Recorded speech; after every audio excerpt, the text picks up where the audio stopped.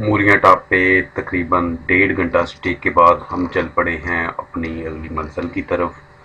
अभी हमें तकरीबन 900 मीटर की डिसेंडिंग करते हुए वादी नीला के ऐन वस्त में पहुंच के नाइट स्टे करना है। उम्मीद है कि हम लोग बारिश से पहले पहले अपनी मंजिल तक पहुंच जाएंगे।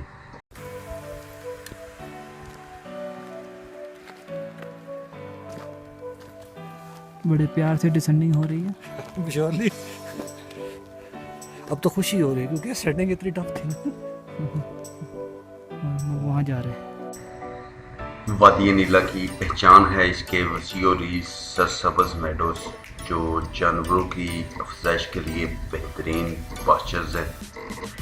मई से सितंबर तक लोग अपने मवेशी वगैरह इन वसी और चरागाहों में छोड़ आते हैं।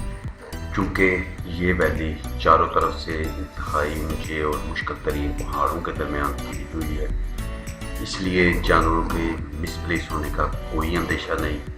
वादी नीला के एक तरफ मछेरा नेशनल पार्क और जागरान वैली है, जबकि दूसरी तरफ वादी कागान है। बेसिकली वादी नीला वादी कागान का ही एक हिस्सा है। वादी कागान में जरेद और पारस के दरमियान एक छोटा सा गांव है फरीदाबाद से जीप के जरिए आप नाड़गली तक जा सकते हैं। नाड़गली से सिर्फ पैदल ट्रैक करते हुए ही वादी नीला तक रसाई मुमकिन है।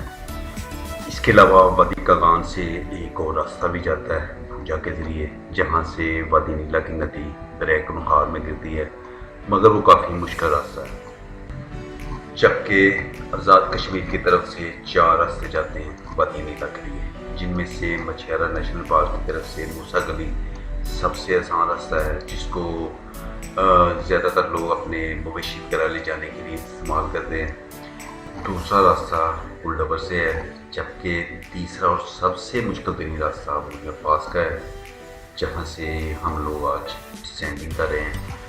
पिछली एपिसोड में आप लोगों ने देखा होगा कि हम लोग कितनी मुश्किलों से गुजरते हुए मुरिया पास के टॉप पर पहुँचे थे।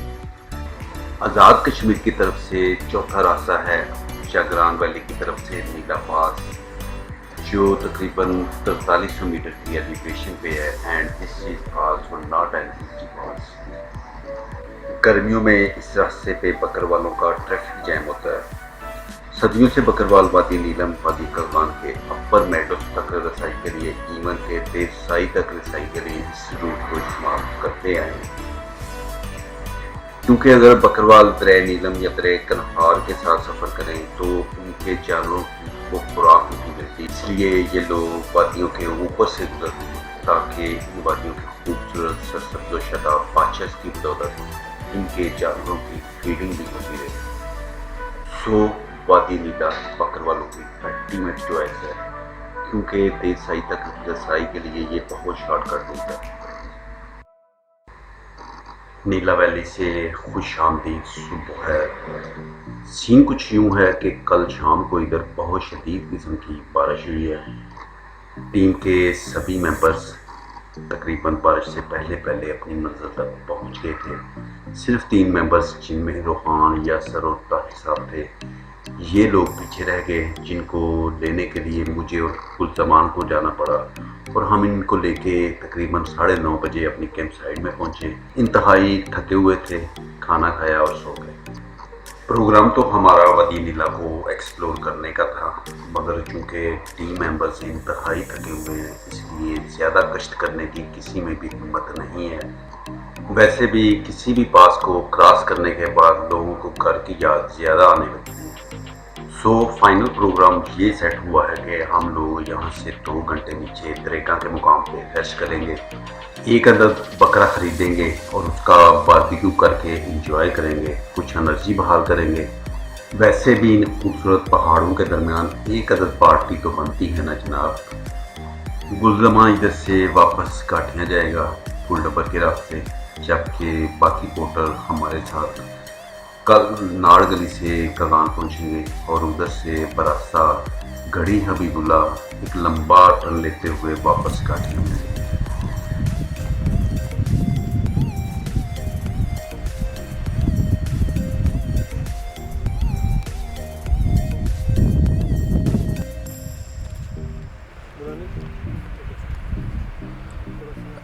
जी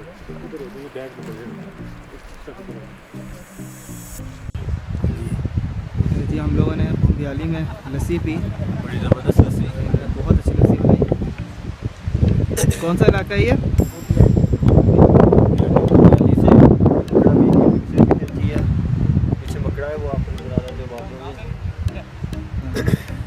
बड़ा ज़बरदस्त व्यू है।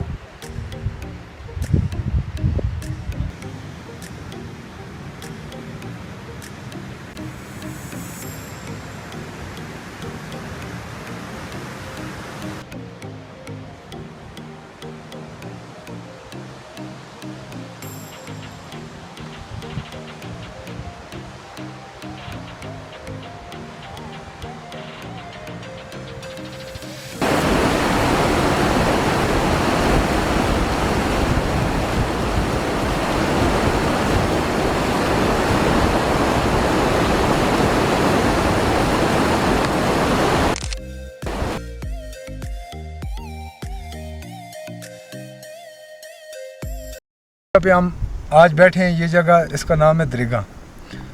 तो ये जगह जो है ना, ये बेसिक ज़िला मंसेरा में आती है और इसका जो है ना, ये KPK के इलाके में ये शामिल है। तो इसके जो ये एक यानी कि आप इसको चरागाह ना समझिए, ये जगह जो है ना, ये किसी की मलकियत में है।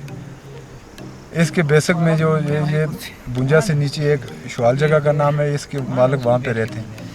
हम लोग आज़ाद कश्मीर से यहाँ आके रहते हैं और अपना माल मवेशी यहाँ चलाने आते हैं। तो हमारे जो इस इलाके का जो सिस्टम है, तो इसमें एक हमारे ऊपर सरबराह ठेकेदार होते हैं, जो इस इलाके में आने से पहले पहले वहाँ पे जाकर कमिटमेंट यानी कि अपना मायदा कर लेते हैं। फिर हम उसी हिसाब से यानी कि मेरी उम्र से पहले पहले यानी कि यहाँ तकरीबन सदियों हमारे इलाके के लोग यहाँ रह चुके हैं। तो जो चीज़ मेरे इल्म में है मैं आपको बता देता हूँ। इस जगह का नाम है दरिगा।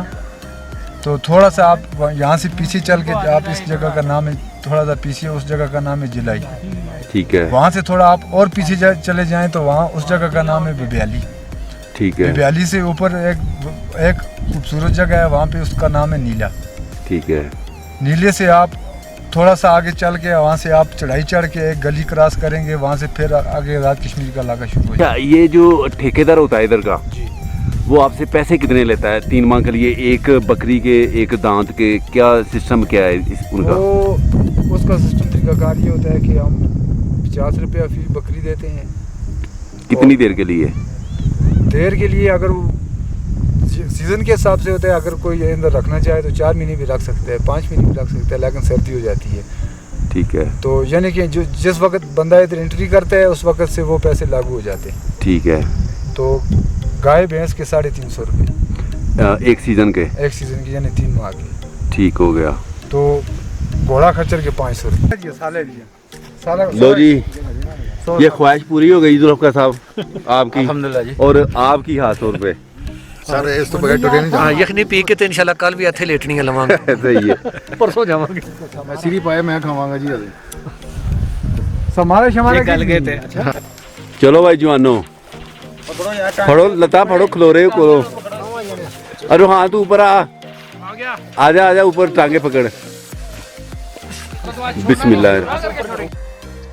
ये बकरा हमने इधर 7,000 रुपये में ख़रीदा है, जबकि पंजाब में इसकी कीमत कम अज़ कम 25 से 30,000 तो लाजमन होगी। So everything is very cheap in these beautiful mountains. ठीक है, ठीक हो गया।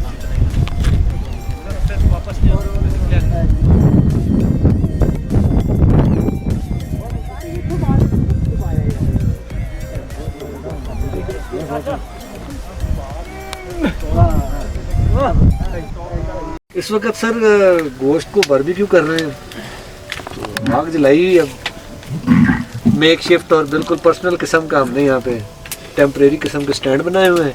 सही है। उधर से राइट एंगल पे उससे 60 डिग्री के एंगल पे गोश्त को सपोर्ट दिए ताकि तो ये बकरे का कौन सा पीस आपने सिलेक्ट किया इसके लिए? ये हमने उसकी रिब्स और उसकी गर्दन ये की है इसको कहते हैं चांप। चांप। और इसको मैरिनेश के गार्निश के क्या करते हैं, जिसको मसाले लगाए हैं जुल्फकार साहब ने, अच्छा, मैरिनेट किया। मैरिनेट किया। तो माशाल्लाह ये आपका स्टैंड बड़ा ज़बरदस्त है। हाँ जी, तो इसको ज़रा रोटेट करके दिखाएं हमें। ये अभी रोटेट नहीं एक बंदे को जाना पड़ेगा ताकि। हाँ, या रोटेट करेगा, कैसे करते हैं इसे? माशाल्लाह, वेल डन। ये काम कर रहा था ये। कारी तो ये सारी एंगल दे सकते। ये सभी तकनीक किसकी है? ये सर सारे ने मिला के जुल्फकार साहब दी। ज्यादातर जुल्फकार साहब दी, ठुमड़ा यासर साहब ने दसे। सही है। इसको रोटेट कैसे करना है, इसको रोकना कैसे है, वो आइडिया मेरा। और इसको मैरिनेट रोहान दुरानी ने किया। रेडी 1 2 3 गो। रोहान, जिसको वोटर्स सारे रास्ते में काफ़ी तंग करते हैं क्योंकि रोहान का स्टेमिना इस टूर पे इतना अच्छा नहीं था। अब रोहान ने महमूद को चैलेंज दे दिया है। महमूद जो कि फिज़िकली काफ़ी तगड़ा बंदा है, मेरा नहीं ख्याल कि रोहान महमूद के आगे ज़्यादा देर तक पंजे में टिक पाएगा। फासला कम कर। कोनी चुक ली थी, हार गया, कोनी चुक ली देखी। नहीं, ये गलत होगा। दोबारा से ये नहीं, तूने कोनी खा दी। वो इन लोगों ने बोला कोनी उधर कर ली। तो जनाब, टेक्निक के आगे ताकत और स्टेमिना की हुई हार। खिलाफे तो का रोहान ने एक पहाड़ी बंदे को शिकस्त दे दी।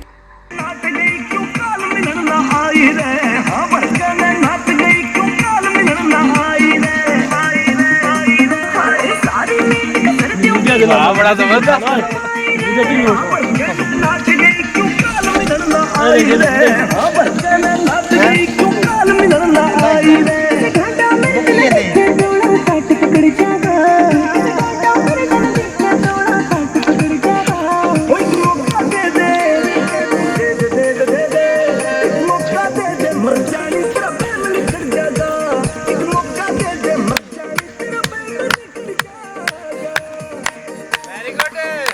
तो नाज़रीन, ये थी मुरियम पास की एपिसोड नंबर 3। उम्मीद है कि आपने मुरियम पास की इस सीरीज़ को एंजॉय किया होगा। अगर आपको पसंद आई है तो लाइक करें और सब्सक्राइब भी कर दें। Thank you so much for watching.